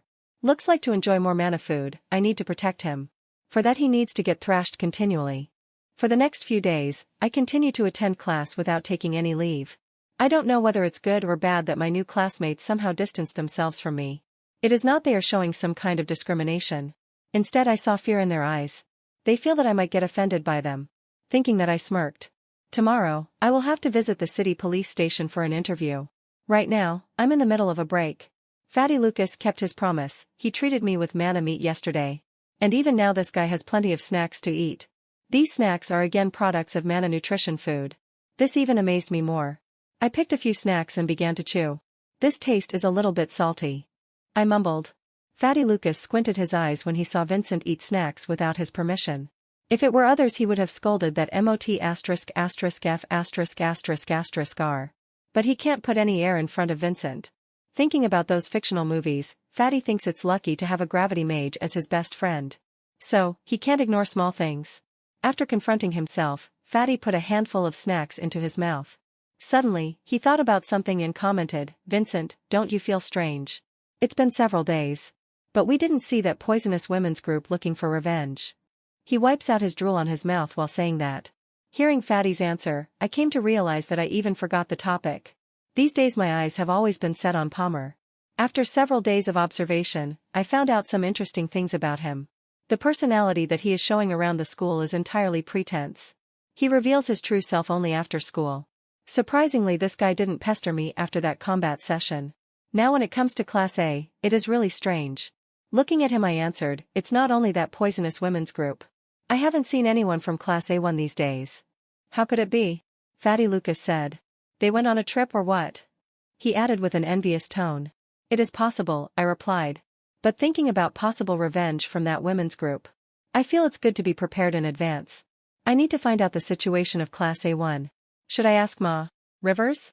Considering her personality, she will definitely answer me. But a certain person's image comes to mind. For this small thing I don't need to trouble Ms. Rivers. Since we are in the middle of break, I asked my fellow classmate to call Timothy.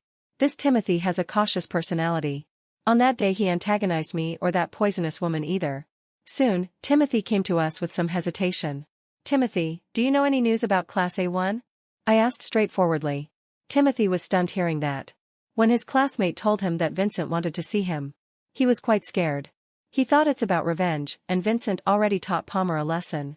And he is the one who is unscathed. So he came with some hesitation. But now hearing his question he felt strange. But soon he understands, they actually have qualifications to get into Class A1. So, it's not surprising that they are interested in Class A1 matters. He immediately answered, I heard that they were sent for a monster hunting trip. Monster hunting trip? My expression condensed. No wonder there is no wind of Class A1 people so far. I feel this must be some kind of privilege. At this time, Fatty Lucas asked eagerly, when is our time for a monster hunting trip? Lucas is quite excited about the monster hunting trip. Usually, only adults are involved in this kind of stuff. He only saw news and fiction about monster hunting groups. So right now he is looking forward to this kind of trip, it will be one kind of experience. Hearing Fatty's question, I knew this guy was thinking about monster meat in his mind. Then I looked at Timothy for an answer. Perceiving my gaze, Timothy answered in disappointment, no, this is special privilege only allowed for Class A1. Mages in Class A1, all of them have bright figures ahead. So our class concentrates more resources on them compared to us. His answer only confirmed my guess, special privilege? Why do I feel school is neglecting me and Fatty? If it's Fatty I could guess something. But why am I in Class A2? Is it really impossible to add one more person in Class A1? Earlier, I didn't dwell on this matter because my mood is good because of my system and Earth grade mental method. But right now, I feel we are missing out on some good things. What to do? Should I ask the headmaster? But my gut feeling tells me that it is not a good idea. Then what about class teacher Dave Wise? Shaking my head, I thought it's not good to ask Dave Wise. Authority of a rank division is higher than B rank. So it's impossible for him to be involved in this matter. Looks like I need to think about it slowly. Sighing, I asked Timothy to go back. Vincent, is it really unfair? Fatty sounded dejected. Leave it for a while, I believe in a few months some seniors will graduate from Class A1. Then will be our chance to Class A1. I told him while talking on his shoulder. Fatty relaxed after hearing that.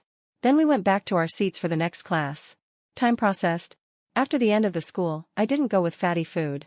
Rather I have some tasks to fill. Yup, I have yet to move some meteorite rocks into his lab. My fate changed because of those rocks. Thinking about that smile blossomed on my face. Unlike last time, my body is a lot stronger this time. A few minutes later, I reached Mr. Matthews' cabin. I informed him about my arrival after pressing the call button installed in his cabin's front door. Creak. The door opens. Kid, you came. I thought you forgot about the work.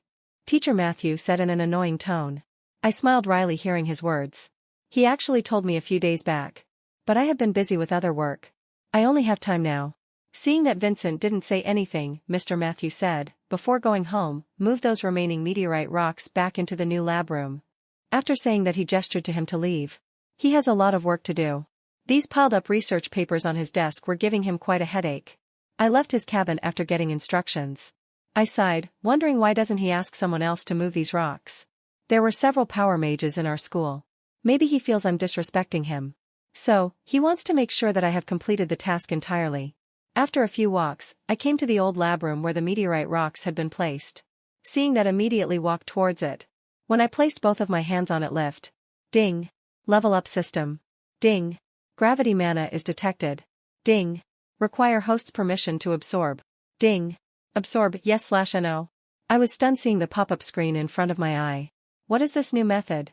My eyes gleam with surprise. I thought only treasures and gems can be absorbed. But it looks, any source of power can be absorbed. I said, yes. I recite a mental method and I begin to absorb high-concentrated gravity mana. As the energy courses through my vein, I feel my body being energized continuously. This rich mana is several times higher than concentrated mana chamber. Maybe because this is a gravity source. Eventually, I can feel high rich energy being poured into my core in the end. 10 minutes later, the gravity mana dried out completely from the rock. With that, I continue to extend my hands on other meteorite rocks. Slowly, I begin to drain the mana from the source. But this is going to be troublesome. It actually takes 10 minutes to complete one source. It will take a lot of time to absorb gravity mana from remaining rocks. I know there are a lot of meteoric rocks placed in the new room. I need at least half a day to complete the absorption. What to do? It's hard to say whether Professor Matthew will allow me next time or not. I need to find a way to get in next time. I don't want to miss out on such a pure gravity source. After gaining some clarity, I plan to complete the absorption in this room. Time progressed, Professor Matthew began to notice Vincent yet to arrive here. With a frowning face he checks time, it's been 45 minutes since he came here. He pondered, and suddenly he thought about something. Before awakening Vincent had a fragile physique. So after awakening it will take some time to strengthen the physique. And he also didn't notice Vincent's aura earlier. After considering Vincent's recent awakening, Professor Matthew is convinced that it will take some time for Vincent to complete the task. Then without worrying he focuses on his work. Sometimes later.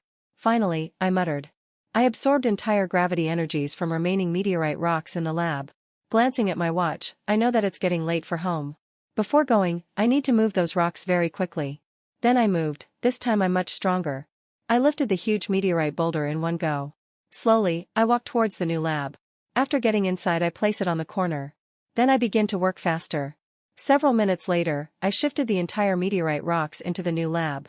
After completing the task, I head towards Professor Matthew's cabin. Creak, the door slid open. I stepped inside slowly and answered, "Professor, I have completed the task." "Too slow," sitting behind his desk, Professor Matthew commented while shaking his head in disapproval. Hearing his words I understand that he had expected from me to finish it earlier. But in no way I would move those rocks without absorbing gravity energy. It's a good finding. Obviously, it's impossible to tell him about this matter. Now I understand why he bought this piece of meteorite rock from the government. He obviously had a clue about gravitational energy. But he doesn't know what exactly it is. That's why he is doing a lot of research. Even I came to know with the help of a system. Wait a second, I got my current system from the same meteorite source. So, gravity power is also related to the meteorite rocks. Professor Matthew told me on the first day of the meeting that these meteorite rocks were pieces of leftover debris. The original central meteorite source is now in the hands of the government. I don't know how much gravity power is stored in the main source. Seeing Vincent stood in silence. Professor Matthew gestures to him to go home. He is too lazy for an ideal talk. Thankfully, Professor Matthew didn't dwell on this matter. I immediately left for home. Poison Dagger. A small gangster club formed by 3 notorious rogue mages. The main leader of the Poison Dagger Club is Xavier Harper. He is level 4 toxic mage. Rogue Mage Xavier is a wanted criminal by the government. He has been accused of causing numerous deaths through his toxic poison. He is suspected of being involved in various criminal activities including robbery and monster parts trafficking. Currently, the local government formed a task force with help of police to catch such criminals. For this various personnel has been recruited. And tomorrow is going to be the last day of recruitment.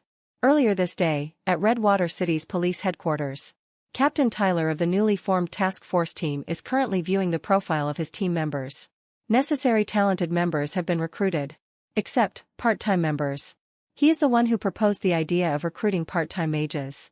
He wanted them to do their work as the team's eyeliners. That's all, rest of the main objective will be handled by the team.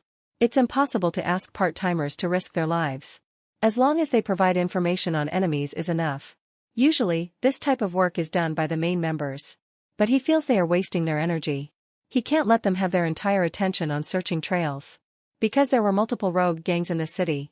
To think the city government neglected this matter for so long is the cause of such turmoil. If they had strangled it from the start, lots of damage could have been prevented. Now this sh*T needs to be cleaned up by his team. Right now there were numerous files on his desk. On his left side of his desk, there were files about his team members. On the right side, files about criminal organizations were placed. After reading the profile of his team members, he picks the files on the right side. As he flips the file, his eyes set on the headline, Poison Dagger. This organization is notorious as his name. His eyes flashes with glint as begins to go through the details. He knows among those all-wanted criminals, the embers of poison daggers is must. Like the name suggests, the rogue mage's ability is to do with poison, which is very troublesome to deal with. Even healing mages were struggling to heal their poison. He believes it necessary to kill them as soon as possible. The following day, I woke up earlier from sleep to get ready for the interview. So far I didn't tell my parents about it. I plan to reveal it after getting the job. The interview is scheduled at 10 a.m. in the morning for me. The interview was conducted under various schedules. So, there is no possibility of waiting in a queue along with others. I bet it's enough for me to go there in time and attend the interview. Today is a weekend, so there is no school. I can attend interviews without worrying about anything. Time progressed. At dining table. Vincent, what happened to you?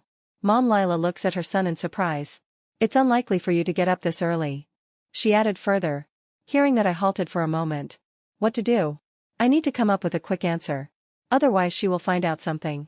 I answered, Mom, since I started practicing magic, I thought it's better to go out for a while in the morning. I told a convincing lie. I hope she believes it. Fortunately, my brother is still asleep. If he knows, he will definitely raise some questions. Sigh, my father is at night shift. It will take some hours to come home. Mom Lila doesn't find anything wrong with her son's words. She simply nodded. She thought her son was eager to practice his magic. Soon, I completed the food on my plate. After waiting at home for some time, I left home hurriedly. Otherwise, my brother would stop and ask unwanted questions. I glanced at it at 8:30 a.m. There is still some time left for the interview. But most of it went by travel, so I booked an air car specifically for that interview. I don't want to get in trouble at train station. Though it hurts my heart to use my pocket money. But it's all for good. When I get my first pay, I will get more money to spend then. Soon, the air car came and landed in front of me. I stepped inside and gave the destination to the driver. The driver is not a mage but a regular human. After hearing my words, without further ado he drove the car towards the destination. An hour later, the air cab slowly landed near the police headquarters. After paying the amount, I head straight towards the information office. I don't know which floor the interview is going to be held on. Usually, they used to inform us clearly. But I bet, since it's the place of police headquarters, they are not disclosing the news. As I slowly walk towards the place, I spot people wearing blue robes and black pants. Looking at that attire, I know they were police mages. I wonder what type of magic power they got. Without looking at them further, I came in front of the information office. A middle-aged man is working behind his desk. Feeling my silhouette, he glanced at me. Seeing that, I told him that I came for an interview. Hearing that, the person checked my information and told me to go to the 3rd floor. As expected, without verifying the details. No one is allowed to go inside. After reaching the 3rd floor via lift, I spotted a few people waiting in the area. Seeing their dress, I knew these people came for an interview. One surprising thing though, all of them were middle-aged people. Unlike me, none of them were teens. Seeing me coming towards the waiting area, at first none of them noticed. But when I sat behind them, it surprised them greatly. Hey, kid. What are you doing here? A black tuxedo-wearing person asked me. Hearing his voice, the rest of the people turned their heads at me. These guys. I mumbled under my breath. In case I told them I came for an interview, they will surely cause some noise. It is not wise to do that. So, I kept silent. But the black tuxedo guy became irritated soon after. Rest of the people were also quite displeased. Seeing them, I still maintained a poker face. The tuxedo guy is displeased. But since he came for an interview, he doesn't want to cause any noise. It will disrupt his image. Who knows, there might be people looking at the situation secretly. So he took a final glance at Vincent before minding his own business. Sometime later, the police staff came to see us. He observed us for a while, then entered the interview room. Looking at his behavior, I feel he came to count the number of candidates. So far no one came to attend the interview. Apart from me, there were others who came later. Everyone sat upright suddenly after seeing the staff. Looks like in any minute they can start conducting the interview. Sigh, I hope they can start as soon as possible. I don't want to waste any time here. 5 minutes later, the staff asks the first candidate to attend the interview. Seeing that, I sighed in relief. No one is allowed to enter here while the interview is being conducted. So my competitors will be these few people in front me. I don't know what kind of criteria they had set for the pastime. Even in the job description they didn't reveal that much. I hope gravity will add an advantage to my profile. Thinking that, small hope rose in my heart. Soon, the first candidate excited after 5 minutes. There is no expression on his face, except some confusion reflected in his eyes. Seeing that I ponder, the first candidate seems like a nice guy. He looked good with a clean-shaved face. But seeing him I couldn't help but wonder.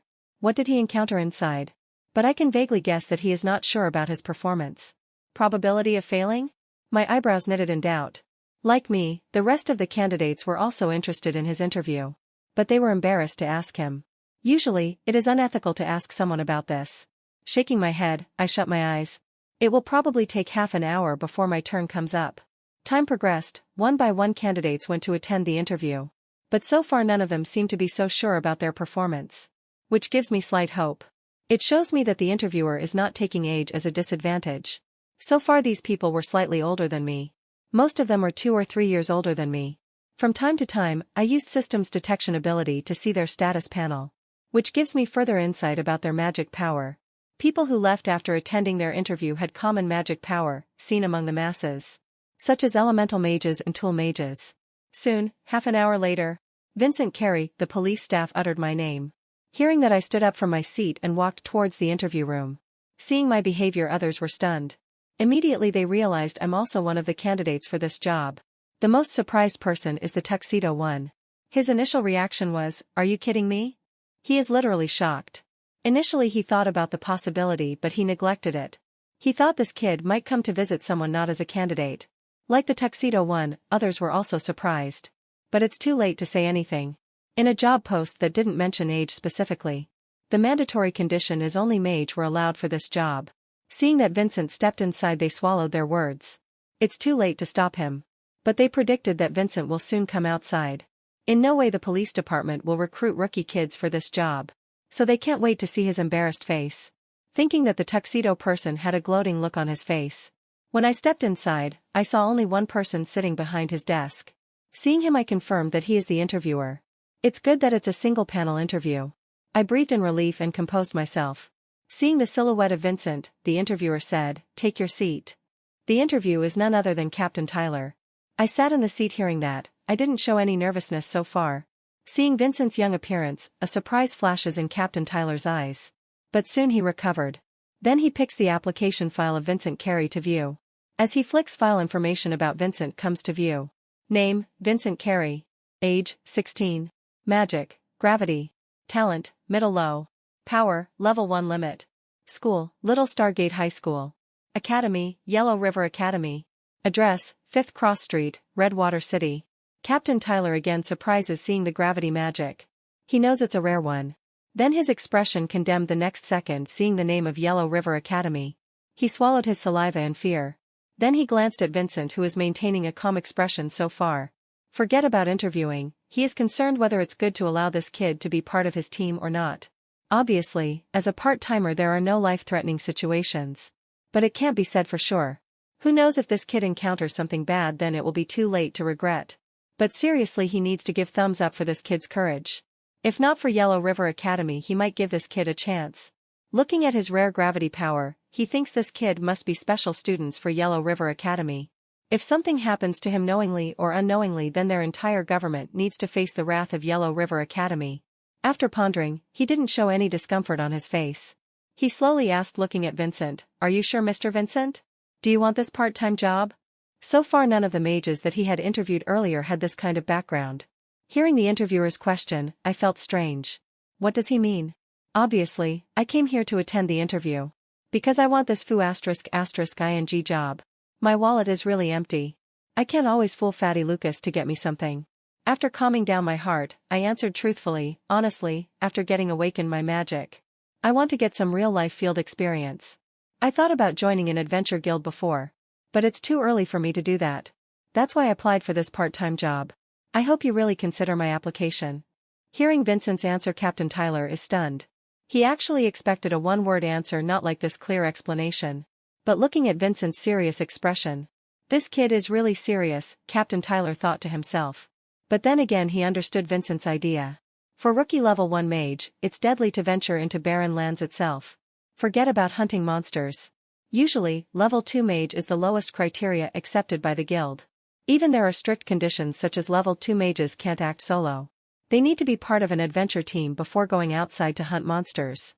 He let out a deep sigh after pondering it. Then he seriously begins considering recruiting Vincent. In this way he can watch over him and gain favor from him.